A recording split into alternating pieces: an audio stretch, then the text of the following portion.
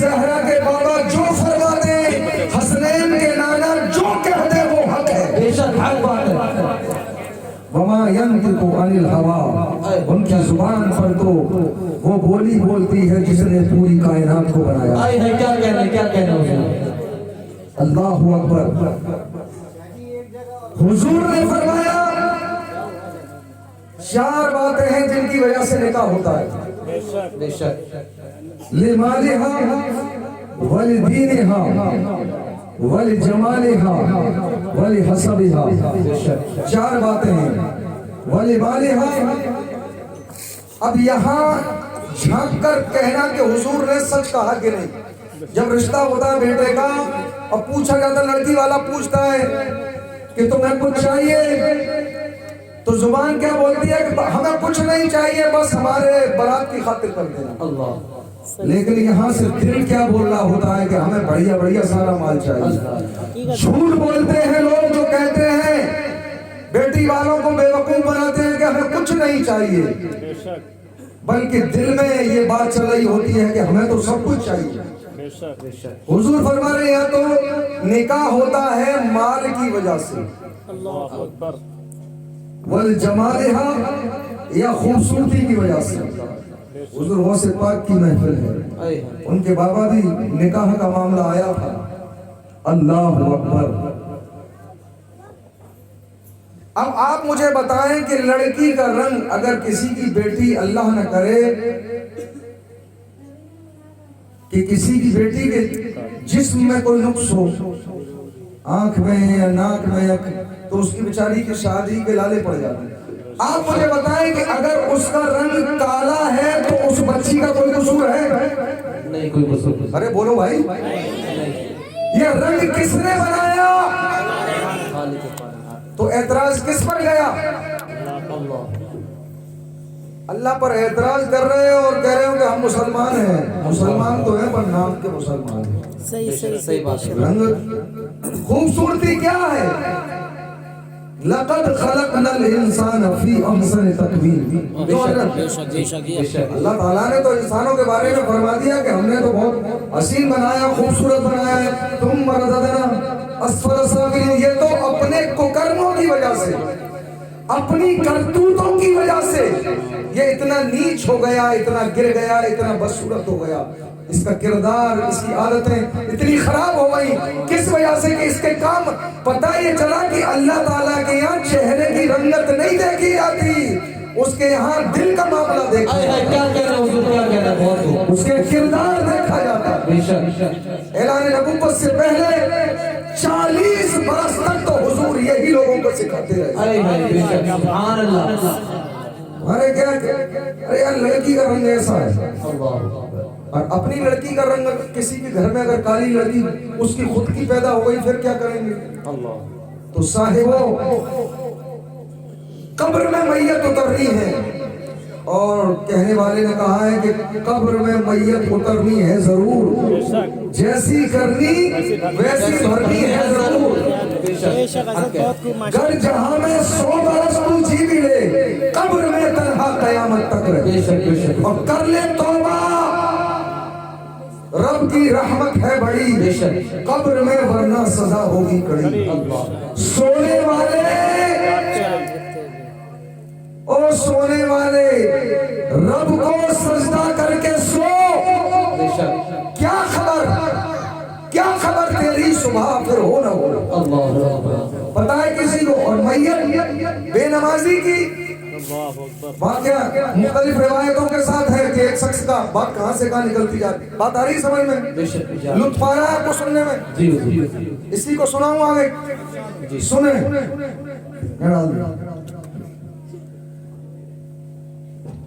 مدینہ شریف حضرت ابو بکر صدیق رضی اللہ تعالیٰ عنہ، دور خلافت ہے، دیہات میں ایک بڑا دولت مند شخص، بہت پیسے والا، اس کا انتقال ہوا، میت آ گئی مسجد نبوی، صفیں لگ گئی نماز کی۔ اب جب صفیں لگیں تو کفن میں حرکت ہوئی، جب کفن میں حرکت ہوئی تو لوگ پریشان ہوئے، ابھی نماز شروع نہیں ہوئی، لوگوں نے دیکھا کہ کفن میں حرکت کیوں ہے۔ جب کفن ہٹا کے دیکھا ایک خوفناک اژدہا اس کی گردن کو پکڑتا ہے، چھوڑتا ہے، پھر پکڑتا ہے۔ ہمارے یہاں اصول یہ ہے کہ میت قبر میں جب اترے گی اور اگر منکر نکیر کے سوالوں کے جواب نہ دے سکا تو پھر فرشتہ آ جائے گا ہتھوڑا ہاتھ میں لے کر سزا دینے کے لیے. لیکن یہاں تو میت قبر میں اتری نہیں ہے, اس سے پہلے سزا شروع ہو گئی. تو لوگوں کے دماغ میں یہ بات آئی کہ آخر یہ آ گیا ہے, کہاں کیا کیا جائے؟ تو لاٹھی ڈنڈے لے کے آئے لوگ کہ اس کو ہٹایا جائے. تو جب اسے ہٹانے کی کوشش کی تو اژدہا بول پڑا. اژدہے کو اللہ تعالیٰ نے زبان عطا فرما دی. اژدہا کہنے لگا کہ میں یہاں ہٹنے والا نہیں ہوں, یہاں سے میں یہاں سے ہٹنے والا نہیں ہوں. مجھ کو اللہ تعالیٰ نے بھیجا ہے اسے عذاب دینے کے لیے. اور کب تک عذاب دیتا رہوں گا؟ عذبہ الی یوم القیامہ, اس کو عذاب دیتا رہوں گا قیامت کے دن تک. قیامت تک میں اس کو عذاب دیتا رہوں گا, ہٹنے والا نہیں ہوں. تو لوگوں کے دل میں یہ بات آئی کہ آخر اس نے خطا کیا کی ہے, اس کا پاپ کیا ہے, اس نے گناہ کیا کیا ہے. تو اللہ تعالیٰ نے یہ بات اس سانپ کے دماغ میں اتار دی کہ یہ سوچ رہے ہیں. تو وہ بول پڑا سانپ, خطایا ثلاث, کہ اس کی 3 خطائیں ہیں. کتنی؟ 3 خطائیں ہیں. پہلی خطا, اذا سمع الاذان لا یبیع الجماعۃ, کہ اس کے کانوں میں اذان کی آواز جاتی تھی لیکن اس کو کبھی یہ توفیق نہیں ہوئی کہ مسجد جا کر ہی نماز پڑھ لیتا لوگوں کے ساتھ. آج یہ گناہ سمجھا جاتا ہے. ہماری نماز چھوٹ جائے فجر میں, ہم اسے گناہ سمجھتے. کانوں میں آواز مردوں کا بھی جاتی ہے. میری ماں بہن بیٹیاں سن رہی ہیں مسجد پاس میں, بولیے کانوں میں آواز جاتی ہے کہ نہیں جاتی ہے؟ سارے کام ہوتے رہتے ہیں لیکن مصلی بچھانے کی گھر میں توفیق نہیں ہوتی, اور کوئی کچھ بولتا بھی نہیں ہے کہ ہماری بیٹی نے نماز نہیں. جب ہم ہی نماز نہیں پڑھ رہے تو بیٹی کو کیا بولیں؟ تو مرد ہو یا عورت, اگر نماز اذان سننے کے بعد رب کو سجدہ نہیں کیا ہے تو کل بہت مشکل ہونے والی ہے. دوسری خطا, لا یخرج الزکاۃ من مالہ, کہ اس بولیے مال کون دیتا ہے؟ تو سب یہی کہیں گے کہ مال دینے والا تو اللہ ہے, کہتے ہیں کہ نہیں کہتے؟ لیکن اللہ نے مال دیا تو اس میں اپنا حصہ مانگا ہے. 40واں حصہ یعنی 2.5%. مال تو بہت دیا تھا لیکن اس نے زکات نہیں نکالی. تیسری خطا, لا یسمع قول العلماء, کتنے مسلمان ہیں لیکن سننے کے لیے کتنے لوگ آئے ہیں؟ پوری بستی بھری پڑی ہے مسلمانوں کی. کیا کہا اس اژدہے نے کہ اس کو توفیق نہیں ہوئی کہ یہ علم والوں کی بات سنتا تو دل کا میل کچھ دھلتا. بھائی جب آپ سنیں گے تبھی تو دل کا میل دھلے گا. صحیح بے شک. اب تیسری بات, محلہ بہت بڑا ہے, ہونا تو یہ چاہیے تھا کہ پوری گلی وہاں تک بھر جاتی. لوگ سننے کے لیے آتے ہیں دین کی باتیں, جب سنیں گے نہیں تو پتہ ہی کیا لگے گا. اللہ اکبر. تو حضور فرما رہے ہیں کہ 4 باتوں کی وجہ سے شادی ہوتی ہے, نکاح ہوتا ہے. پہلی مال, دوسرا خوبصورتی, اور تیسری حسب نسب, کہ خاندان. ارے بھائی ہمارے خاندان ہے, ہمارا یہ ہے, ہمارا بڑا اعلیٰ خاندان ہے, بڑا اونچا خاندان کی وجہ سے. تیسرا, چوتھا حضور نے فرمایا ولدینہا, اور کچھ لوگ ایسے بھی ہیں جو اس لیے شادی کرتے ہیں کہ بچی دیندار ہے. اب حضور ہمیں کیا کرنا ہے؟ صحابہ عرض کر رہے ہیں حضور کی بارگاہ میں, ہمیں کیا کرنا ہے؟ حضور نے فرمایا فاصبر بذات الدین تربت یداک. حضور نے فرمایا کہ تم دیندار کو اپنانا اس کے علاوہ اور اگر کچھ سوچا تو تمہارے ہاتھ خاک آلود تارے وقت تراب مٹی کو کہتے ہیں، یدا ہاتھوں کو کہتے ہیں، یدا ہاتھوں کو کہا جاتا ہے. کہتے ہیں کہ نہیں لوگ اگر ارے یار میں سونا پکڑتا ہوں مٹی ہو جائے، مٹی تو ہونی ہے. بیٹھنا ہی بیٹھنا سارا معاملہ. کیوں؟ سارا معاملہ نیت کا ہے. اگر کوئی لڑکی خوبصورت ہے، نکاح ہو رہا ہے، اللہ کا شکر ادا کر. اگر اس کا حسب نسب اچھا ہے، اللہ کا شکر ادا کر. مال اگر تیری تقدیر سے مل جائے، نیت مت کرنا، اللہ کا شکر ادا کرنا.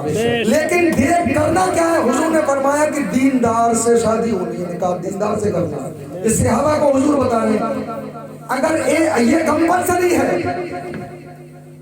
اگر اس ایک چیز پر عمل ہوتا تو کسی غریب ماں باپ کو یہ فکر نہیں ہوتی کہ میرے پاس دولت نہیں ہے، میری لڑکی خوبصورت نہیں ہے، میرا حسب نسب ایسا ہے. بس ایک فکر ہوتی کہ ہمیں اپنی لڑکی کو دیندار بنانا. کیونکہ جب تک دیندار نہیں ہوگی نکاح کرے گا ہی نہیں کوئی. اگر یہ اصول بن جاتا تو ہر گھر آج جنت بنا ہوا ہوتا. بے شک سبحان اللہ. کیوں؟ اس لیے کہ بچی اگر دیندار ہوتی تو صبح فجر میں اٹھتے ہی مصلی بچھا کر سجدہ رب کو کر کے دعا کرتی، اللہ اس گھر میں برکت فرما. قرآن کی تلاوت کرتی، گھر کے لوگ کہتے کہ دیکھو کتنی اچھی دلہن آئی ہے کہ شادی ہو کر آئی اور صبح فجر کی نماز پڑھ رہی. سبحان اللہ. اس نے اپنی ساس کو ساس نہیں بلکہ ماں سے زیادہ سمجھا کیونکہ وہ دیندار ہے. اپنے سسر کو سسر نہیں بلکہ اپنے باپ سے زیادہ سمجھ رہی ہے، عزت دے رہی ہے. اللہ اکبر. تو کوئی جھگڑے نہیں ہو اگر حضور کی بات مان لی جائے. جو پڑھے گا صاحب لولاک کے اوپر درود، آگ سے محفوظ اس کا تن بدن رہ آگ سے محفوظ اس کا تن بدن رہ جائے گا. تو مجلس سجی ہوئی تھی ام المومنین حضرت عائشہ صدیقہ رضی اللہ تعالیٰ عنہ. تو جیسے ابھی نعتیں پڑھ رہے تھے، مولانا صاحب نے تقریر کی، پھر میرا بھی نمبر آ گیا. تو جب حضرت کعب رضی اللہ تعالیٰ عنہ کا نمبر جب بولنے کا آیا تو راوی بیان کرتے ہیں قال کعب ما من یوم یطلع الا نزل 70,000 من الملائکہ. کوئی دن ایسا نہیں کہ آسمانوں سے 70,000 فرشتے زمین پر نہ اترتے. بے شک سبحان اللہ. نعرہ تکبیر، نعرہ رسالت، نعرہ رسالت، مسلک اعلی حضرت، مسلک اعلی حضرت مولانا رسول رضا قادری صاحب، مولانا رسول رضا قادری صاحب. کرتے کیا ہیں؟ اب ان سے پوچھنا صبح جو سلام پر اعتراض کرتے ہیں پتہ نہیں کون سا دین لے کر آئے ہیں. ارے حضور کا سلام پڑھا جا رہا ہے، کوئی گانا گایا جا رہا ہے، کوئی نوٹنکی ہو رہی ہے. ان ظالموں سے پوچھا جائے کہ حضور کے سلام پر اعتراض کرتے ہو، سمجھ رہے ہیں؟ تو پھر کون سی چیز ہے تمہارے لیے جو دین میں باقی رہ گئی؟ کرتے کیا یہ فرشتے؟ یضربون باجنحتہم ویصلون علی رسول اللہ صلی اللہ تعالی علیہ وسلم. اپنے پروں سے حضور کے مزار مقدس کا بوسہ کراتے ہیں، صفائی کرتے ہیں، کیا کہہ رہے ہیں ماشاءاللہ سبحان اللہ. اور حضور پر درود و سلام کے نذرانے سبحان اللہ. واہ واہ، کیا کہہ رہے ہیں. حضور فرشتے پڑھ رہے ہیں اور دعا کر رہے ہیں کہ ہمارا نمبر لگ جائے، کیونکہ جو ایک بار آ جاتا دوبارہ پھر نمبر نہیں لگتا اس کا. تو سب لائن میں لگے ہوئے کہ جلد ہمارا نمبر لگے، اور یہ کہہ رہے ہیں نہیں پڑھو مت. سمجھ رہے ہیں؟ تو فرشتے 70,000 اترتے ہیں. حتی اذا امسوا ارجو وحوت مثلهم فصنعوا مثل ذلك. شام کا وقت جب آتا ہے، عصر کا وقت، تو یہ 70,000 آسمانوں پر عروج کر جاتے ہیں، پرواز کر جاتے ہیں. پھر ان نہیں کہ مثل 70,000 فرشتے اور اترتے ہیں اور وہ بھی اسی کام پر لگ جاتے ہیں. سبحان اللہ.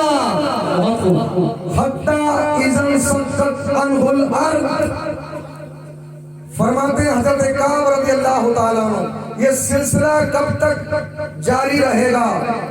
خرج 70,000 من الملائکۃ یزفونہ، وہ فرماتے ہیں کہ جب قیامت آئے گی اور جب قبریں کھلیں گی تو سب سے پہلے نبی پاک صلی اللہ علیہ وسلم کی قبر کھلے گی، حضور باہر تشریف لائیں گے اور یہی 70,000 فرشتے، ایک سواری خوبصورت ہوگی، اس کو حضور اس پر تشریف فرما ہوں گے اور یہ 70,000 فرشتے حضور پر درود و سلام پڑھتے ہوئے میدان محشر میں تشریف.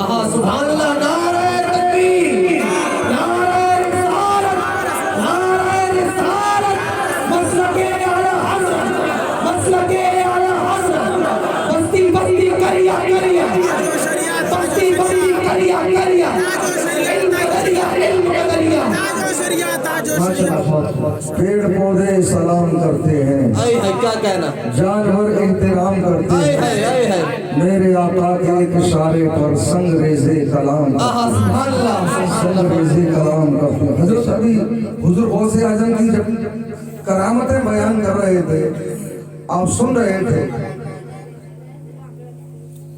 اب سنیں، کوئی لوگ یہ کہتے ہیں کہ ایسا کیسے ہو سکتا ہے کہ ایک چھوٹے سے پیالے میں پورا انس سامنے آ جائے؟ اللہ، اتنی طاقت کیسے آ گئی صحیح. کہ قدم کی ٹھوکر سے مردے کو زندہ کر دیں؟ اللہ. سمجھ رہے ہیں؟ مرید اگر غرق ہو رہے ہوں تو دریا میں ڈوب رہے ہوں تو ان کو نکال لیں. ایسا کیسے ہو سکتا ہے؟ لوگ ایسے سوال دماغ میں آتے ہیں، اس لیے آتے ہیں کہ قرآن اور حدیث کا پڑھنا اور ہے اور اس کو سمجھنا اور دل میں اتارنا اور بات. ایسا نہیں ہے عالم تو میں حدیث پڑھ کر سنا رہا ہوں تو بولیے مجھ سے بڑا کوئی اہل حدیث ہے؟ اہل حدیث تو ہو سکتا ہے لیکن اہل حدیث ہم جیسا کوئی نہیں ہو سکتا. حق بات ہے بھائی حدیث والے ہم ہیں، جب حدیث ہم پڑھ کر سنا رہے ہیں، سمجھ رہے ہیں، لیکن حدیث پڑھے اس پر عمل نہ کرے تو تو اہل حدیث کا تو اہل حدیث ہو گیا. حدیث کہہ رہی ہے کہ فرشتے پڑھ رہے ہیں. ابھی حدیث کے اوپر، اب اس پر حدیث بیان کروں سلام کے اوپر تو بہت حدیث ہیں الحمدللہ حفظ ہے مجھے، لیکن ابھی موقع نہیں ہے اتنا. سنیں تو فرشتے پڑھ رہے ہیں اور یہ کیا کر رہے ہیں؟ یہ منع کر رہے ہیں. درود شریف پڑھیے اللہم صلی علی سیدنا محمد وعلى آلہ وبارک وسلم. السلام علیکم یا رسول اللہ صلی اللہ تعالی علیہ وسلم. وہابی کہتا ہے کہ یہ کرامت ایسا کیسے ہو سکتا ہے؟ غوث وہ اللہ ہے، یہ وہابی بولتے ہیں. دینے والا تو اللہ ہے. کوئی ایسا ہے جو دنیا میں یہ کہہ دے کہ دینے والا اللہ نہیں ہے؟ دینے والا اللہ بھی ہے اور بچے کو دودھ پلانے والی پالنے والی اس کی ماں بھی ہے. بے شک. سمجھ رہے ہیں؟ تو سب سمجھ کا پھیر ہے. جی. اب میں سنیں کیسے حضور غوث اعظم مردوں کو زندہ کرتے ہیں. یہ طاقت کہاں سے آئی؟ قرآن میں اللہ تعالیٰ کیا فرما رہا ہے اور اس کا ترجمہ صبح پڑھنا. پارہ نمبر 24 ہے سورہ فصلت حامیم سجدہ، آیت نمبر 30، 31، 32. یہ میں نے تلاوت کی آپ لوگوں کے سامنے. اور کتاب التواضع بخاری شریف کی ایک حدیث 5602 وہ میں نے آپ کو پڑھ کر سنائی ہے. اس کا ترجمہ سن لیں، اس کے بعد اپنی بات ختم کر رہا ہوں انشاءاللہ. ان الذین، بے شک وہ لوگ، اب یہ قرآن ہے، قالو بولے جنہوں نے یہ کہا ربنا اللہ، کہ ہمارا پالنہار ہمارا مالک وہ اللہ ہے. بات آ رہی سمجھ میں؟ جن لوگوں نے یہ کہا کہ ہمارا رب اللہ ہے، پہلا جملہ تو یہ تو ہر مسلمان کہتا ہے. بے شک. یہ تو ہر مسلمان کہتا ہے، لیکن قرآن میں اللہ تعالیٰ فرما رہا ہے کہ وہ لوگ، تو یہ کن لوگوں کے بارے میں بات ہو رہی ہے؟ اگلا جملہ کیا ہے؟ ثم استقاموا، اس پر جس نے استقامت کی، بے شک استقامت جم جانا اربوں اور خربوں، میں 1000-2000 کی بات نہیں کر رہا، کنٹلوں سونا، ڈالر، اربوں اور خربوں اس پر کسی گلی میں کسی کونے میں پڑے ہوں اور لوگ وہاں سے نکل رہے ہوں، کوئی کیمرہ بھی نہیں لگا، کوئی پولیس بھی نہیں ہے، پڑا ہوا ہے، کوئی بھی لے جا سکتا ہے۔ اب کوئی انسان جب وہاں سے نکلا، اس کی نظر پڑی یہ تو سونے کی سلیاں ہیں، میری تو ساری غربت دور ہو جائے گی، لیکن گڈیاں پڑی ہوئی ہیں نوٹوں کی، ڈالر پڑے ہوئے ہیں، لیکن اگلے ہی پل اسے کیا خیال آیا؟ اسے خیال آیا نہیں پتہ نہیں کس کا مال ہے، کون اس کا مالک ہے، مجھے کیا لینا دینا، میں تو اپنی تقدیر پر جو رب نے بنائی ہے، اپنی محنت پر، اور اس رب کو مجھے یہ منہ دکھانا، مجھے حرام کا پیسہ نہیں چاہیے۔ بے شک اس کو کہتے ہیں استقامت۔ یہ تو سبھی کہہ رہے ہیں کہ ہم اللہ کو مانتے ہیں، ہمارا رب اللہ ہے، لیکن نیت کیا ہے؟ جب بینک گئے تو دل میں نیت یہ ہے، رات کو سوئے تو خیال چلا یار کوئی بینک سے لے کے چلے 1 لاکھ روپے، کسی کا بیگ گر جائے اور مجھے مل جائے، ہماری نیت ہے۔ پھر ہم کہتے ہیں کہ ہم اللہ کا ماننے والا یہ کروڑوں کی پراپرٹی کسی کی ہو، مفت میں مل رہی ہو لیکن حرام کی ہو، بندہ کہہ دے کہ مجھے نہیں چاہیے، کیوں؟ اس لیے کہ مجھے اپنے رب کو منہ دکھانا ہے، میں اس رب کو مانتا ہوں جیسے کہ ماننے کا حق ہے۔ اس کو کہتے ہیں استقامت۔ اللہ اکبر۔ جیسے کہ ایک بندہ جا رہا ہے اور کئی دن کا فاقہ ہے، بھوک ہے، وضو کرنے کے لیے جب دریا پر بیٹھا تو کیا ہوا؟ واقعہ آپ نے سنا ہے کہ ایک پھل، ایک سیب بہتا ہوا آیا، اس کو حضرت مال نقطہ کو کہتے ہیں، یعنی گری مال نقطہ، ہم گری پڑی چیز ہے۔ جی جی، اب انہوں نے وہ کھا لیا، لیکن پیٹ کی آگ جب بجھی تو دماغ نے کام کیا کہ میں نے کھا تو لیا ہے، لیکن مجھے اس کا حساب بھی تو دینا پڑ سکتا ہے، اگر اس کے مالک نے مجھ سے مانگ لیا، حساب مانگ لیا کہ میرا مال، میرا پھل تھا، اس نے کھا لیا، تو دماغ نے کام کیا، تو سوچنے لگے تو ادھر ہی کو گئے۔ کوئی لاجک تو بنتا نہیں ہے کہ ایک پھل کی قیمت 12 برس کی غلامی، بولیے کوئی بات سمجھ میں آتی ہے؟ ایک پھل کی قیمت کتنی ہو سکتی ہے؟ تو مانا کیوں انہوں نے؟ وہ بھی دیکھ رہے تھے کہ حال تو یہ ہے کہ لوگ ایک دوسرے کا مال ہڑپ کرنے میں لگے ہوئے ہیں، اب یہ ایک سیب کی قیمت چکانے کے لیے آیا ہے کہ بابا میں نے بغیر اجازت کے کھا لیا تھا، اس کی آپ قیمت لے لیں۔ تو بڑے لوگوں کی پھر بڑی آزمائش بھی ہوتی ہے، بے شک جو جتنے پانی میں ہوتا ہے اسی سے اس کا اندازہ لگایا جاتا ہے۔ تو وہ بھی پہنچے ہوئے ولی کامل تھے، انہوں نے نیچے سے اوپر دیکھنے کے بعد سوچنے لگے کہ چلو دیکھ لیا جائے کہ کتنا متقی، کتنا پرہیزگار ہے۔ مجھ جیسا آدمی اگر کہے کہ یہ ویڈیو بن رہا ہے حرام ہے تو میرا پاگل پن ہے، یہ تو اعلیٰ حضرت ہی کہہ سکتے ہیں، سمجھ رہے ہیں؟ یہ تو اعلیٰ حضرت ہی کہہ سکتے ہیں، یہ انہی کا حق ہے۔ اس دور میں اگر میں کہوں کہ نہیں ہے، شریعت کا معاملہ ہے، لیکن میں یہ یہاں سے اگر بولوں کہ لوگوں کی نظروں میں میری عزت بڑھ جائے گی، عزت جب بھی بڑھتی ہے جب اللہ تعالیٰ بنانا چاہتا ہے۔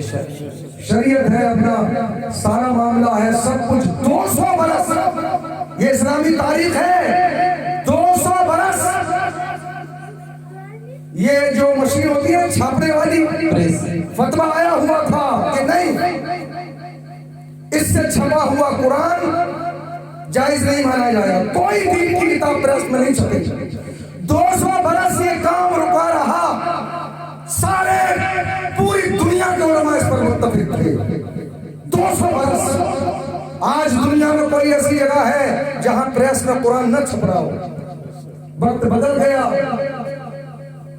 آ گیا معاملہ، وہ بات اپنی جگہ تھی، لیکن لکھنے والوں نے لکھا کہ اس وقت اگر کتابیں چھپ جاتی تو دین کا بہت بڑا کام ہو جاتا۔ 200 برس، لیکن مجتہد اگر اجتہاد کرے اور وہ صحیح بھی نہ ہو تب بھی اس پر اس کو اجر ہے۔ بات آ رہی ہے آپ کے سمجھ میں؟ جی جی، بات سمجھ میں آ رہی ہے؟ تو ہو سکتا ہے ابھی ہم ہیں سال 200 سال بعد پتہ نہیں کیا ہو، 400 سال بعد کیا معاملے آ جائیں، اللہ بہتر جاننے والا ہے۔ اس لیے کبھی یہ بڑے لوگوں کے کام ہیں۔ میں اگر اپنی زبان سے کہوں تو لوگ مجھ سے کہیں گے کہ بڑا آیا، میں اپنی چیزیں بڑا متقی بننا ہے اپنے آپ، جو جیسا کرے گا۔ اب یہ نوٹ سب کے پاس رکھا ہوا ہے، شریعت نے اس کی اجازت دی ہے، لیکن حدیث شریف میں تو منع ہی لکھا ہوا ہے تصویر کے بارے میں، بالکل۔ لیکن ضرورت کے تحت نوٹ۔ اچھا عرب میں اگر نوٹ پر اگر فوٹو نہ چھپے تو بولیے چلے گا نہیں نوٹ؟ چلے گا۔ پھر بھی فوٹو چھپ رہا ہے، کوئی جگہ ایسی نہیں ہے کہ سب جگہ چھپ رہا ہے اور سب کی چھاتی سے لگا ہوا ہے۔ تو یہ ان کا تقویٰ دیکھ کر امتحان لیا گیا، بڑا بات آ رہی ہے آپ کے سمجھ میں، بڑا امتحان، اللہ اکبر۔ ورنہ کوئی لاجک بنتا ہی نہیں، کہا کہ ایک پھل کی قیمت بات، لیکن انہوں نے ایک پھل بھی نہیں لگایا۔ بڑے معاملے آتے ہیں سامنے ایسے۔ حضور اعلیٰ حضرت فرماتے ہیں کہ بندے کا، کسی نے پوچھ لیا تھا کہ بندے کا دین کے، تو دین تو تب پتہ لگتا ہے کہ بندہ جب تنہائی میں ہو۔ میرے آقا نعمت فرماتے ہیں مجدد الدین و ملت ستار عالم کہ دین کا پتہ تب لگتا ہے کہ بندہ تنہائی میں ہو اور کوئی اسے دیکھ نہ رہا ہو، تو اس کا تقویٰ اور اس کی پرہیزگاری اس وقت پتہ چلتی ہے تنہائی میں۔ بے شک۔ تو یار ہم تو زیادہ پڑھے لکھے ہیں نہیں، میں کوئی ڈگری ہولڈر بھی نہیں ہوں، میں آپ کو بتاؤں، لیکن یہ تو بزرگوں کا فیض ہے کہ آج بڑے بڑے مفتیوں کے سامنے میرا بیان ہوتا ہے۔ 12 دن گجرات میں، ابھی ربیع الاول شریف میں 12 دن میں نے تقریر کری، سمجھ رہے ہیں؟ اڑیسہ میں بیان ہوا، ابھی اٹاوا میں پرسوں میرا پروگرام ہونا۔ تو یہ تو جو کچھ ملتا ہے، ورنہ اپنی کوئی اوقات ہی نہیں ہے، ہم تو زیر زبر بھی پڑھنے لائق نہیں ہے، لیکن بس یہ ہے کہ لوگوں کے سمجھ میں کچھ بات آ جاتی ہے تو ہم سمجھا دیتے ہیں۔ ہمارے علماء کے جو یہ نعلین ہے نا، ان کے صدقے میں کچھ تھوڑا بہت مل گیا ہے اور ان کو اپنے سر پہ لے کے رکھتے ہیں، اور یہ ادب کی وجہ سے ہی ہوتا ہے کہ ادب اگر اپنے بڑوں کا کرتے رہو گے تو اللہ کا عزت نہیں مل سکتی۔ ہم کچھ بھی بولیں، ملے گی تبھی جب وہ چاہے گا۔ ہم جب بورڈ لگا لیں یہاں پر متقی، یہاں پر لکھ دیں کہ یہ متقی، یہ پرہیزگار، ٹھیک ہے، کہ اس سے کچھ نہیں ہوگا۔ ہوگا کب؟ جب آزمائش ہوگی۔ آزمائش انہوں نے ایک پل نہیں لگایا کہ سودا مجھے منظور ہے۔ کوئی معمولی بات ہے 12 برس، بات آ رہی ہے آپ کے سمجھ میں؟ 12 برس کوئی معمولی بات نہیں ہے، ایک پھل کی قیمت۔ ہم تو 1 منٹ میں کہہ دیتے ہیں کہ تیرا دماغ خراب ہو گیا ہے، ابے ایک پھل کی کتنی قیمت لے گا، میں تجھے پھل لا کے دے رہا ہوں۔ بات آ رہی ہے آپ کے سمجھ میں؟ اب جب 12 برس ہوئے تو عرض کرنے لگے بابا قیمت ادا ہوئی کہ قیمت کہاں ادا ہوئی ہے، ابھی تو میری بیٹی سے شادی کرنی ہوگی۔ اللہ تو منظور ہے کہ منظور تو ہے، پہلے سن تو لے میری بیٹی کا حال کیا ہے۔ وہ کانوں سے سنتی نہیں ہے، آنکھوں سے دیکھتی نہیں ہے، ہاتھ سے پکڑتی نہیں ہے، پیروں سے چلتی نہیں ہے، زبان سے بولتی نہیں ہے۔ بڑا ہم غوث اعظم کے ماننے والے، کبھی شادی کے وقت، نکاح کے وقت کسی بیٹی کا رشتہ آئے تو حضور غوث اعظم کے بارے میں اس وقت تھوڑی سی سوچ لیا کریں کہ وہاں تو سودا فوراً منظور کر لیا گیا کہ جیسی بھی ہے مجھے منظور ہے۔ اللہ، بڑے لوگوں کا بڑا امتحان۔ لیکن وہ تو جب گئے تو آپ کو معلوم ہے، واقعہ آپ نے سنا ہے، بالکل ٹھیک ٹھاک سب کچھ۔ اب لوٹ کر آئے تو بولے بیٹے میں نے سچ کہا تھا، میں نے کہا تھا بولتی نہیں ہے تو جھوٹ نہیں بولتی، سبحان اللہ۔ میں نے کہا تھا سنتی نہیں ہے تو غیبت کسی کی برائی نہیں سنتی، بولتی نہیں ہے تو کسی جھوٹ نہیں بولتی، دیکھتی نہیں ہے تو کسی حرام کو نہیں دیکھتی، ہاتھ اپنا حرام کی طرف نہیں بڑھاتی، اس سے نہیں پکڑتی، جاتی نہیں ہے کہیں بھی۔ اب ایک بات، 12 برس وہی نوکری کر رہے ہیں، وہی وہ ان کی بیٹی رہ رہی ہے، کیا انہیں پتہ ہی نہیں چلا؟ کیونکہ یہ تھا، یہ کیا تھا؟ یہ تھا ان کا تقویٰ، ان کی پرہیزگاری اور ان کا پردہ، ان کا حجاب، کہ 12 برس سے ایک شخص ان کے یہاں نوکری کر رہا تھا لیکن ان کو دیکھ ہی نہیں پایا۔ بات آ رہی سمجھ؟ 12 برس ایک شخص ہمارے یہاں تو اگر کوئی بیلدار آ جائے کام کرنے کے لیے، مستری گھر میں آ جائے تو پورے گھر کا پتہ لگ جاتا ہے اس کو. بولیے ایسا ہے کہ نہیں؟ لیکن 12 برس وہ نوکری کرتے رہے. اللہ اکبر. تو جب دو ایسی روح ہیں، استقامت اس کو کہتے ہیں. استقامت، استقامت کس کو کہتے ہیں؟ جو میں نے بتایا اس کو کہتے ہیں استقامت، کہ اللہ کو اس طریقے پر ماننا. تو جب دو ایسی روحوں کا ملن ہوتا ہے تب ایسی شخصیتیں وجود میں آتی ہیں اور ان کا جنم ہوتا ہے. اللہ اکبر. اللہ تعالیٰ فرما رہا ہے ثم استقاموا، اللہ کو مانتے ہیں، استقامت اختیار کرتے ہیں، تو پھر اللہ تعالیٰ ادھار نہیں رکھتا اور اس سے کچھ چھپا نہیں ہے. وہ جانتا ہے کہ ہمارے پاس یہ قال ہے، حال ہمارا بگڑا ہوا ہے. ہم کتنی بھی اچھی باتیں بولیں لیکن وہ جانتا ہے، باخبر ہے کہ ہم اندر سے کیا ہیں اور یہاں کتنی گندگی ہے اس جگہ پر. سمجھ رہے ہیں آپ؟ اب جب بندہ اس طرح کا ہے تو اللہ تعالیٰ اس کو انعام عطا فرماتا ہے. سبحان اللہ. کیا انعام ہے؟ تتنزل علیہم الملائکہ. اللہ تعالیٰ فرماتا ہے کہ ایسے لوگوں کے اوپر میں اپنی فرشتوں کو اتارتا ہوں. سبحان اللہ. یار انسان کے اوپر فرشتے اتر رہے ہوں ان کے کام کے لیے تو کوئی معمولی شخصیت ہے. اگر لوگوں نے قرآن کو پڑھ کے سمجھا ہوتا تو وہ کبھی نہ اہل اپنے آپ کو خبیث کہتے، نہ وہابی کہتے، نہ کچھ، سب سنی ہوتے. پہلے سب سنی تو تھے، اپنی تاریخ اٹھا کے دیکھیں. ثم استقاموا، کیا کہا؟ کیا فرمایا؟ تتنزل علیہم الملائکہ، کہ ایسے لوگوں پر ہم فرشتوں کو اتارتے ہیں. اللہ تخافوا ولا تحزنوا، اور ایسے لوگوں سے ہم غم اور خوف کو دور کر دیتے ہیں. وَأَبْشِرُوا، اور خوشخبری ہے کس کو؟ ایسے لوگوں کو جو استقامت والے ہیں. بِالْجَنَّةِ الَّتِي كُنْتُمْ تُوعَدُونَ، کہ ہم نے ان سے پختہ وعدہ کیا ہے کہ ہم تمہیں جنت عطا فرمائیں. بلکہ مفسرین تو لکھتے ہیں کہ انہیں جنت کا مالک بنا دیا. سبحان اللہ. جیسے کہ ایک حافظ قرآن کو 10 لوگ، بعض جگہ آیا کہ 7 پشتیں، علماء کو تو اختیار دے دیا گیا کہ آپ جتنے لوگوں کو لے آنا، تو مالک بنا دیا گیا جنت کا. ایسے لوگوں کو جب یہ حال ہے علماء حفاظ کا، تو بولیے پھر غوث اعظم کا حال. کیا کہہ رہا ہوں، کیا کہہ رہا ہوں. جب ان کے گدا بھر دیتے ہیں شاہان زمانہ کی جھولی، محتاج کا جب یہ عالم ہے مختار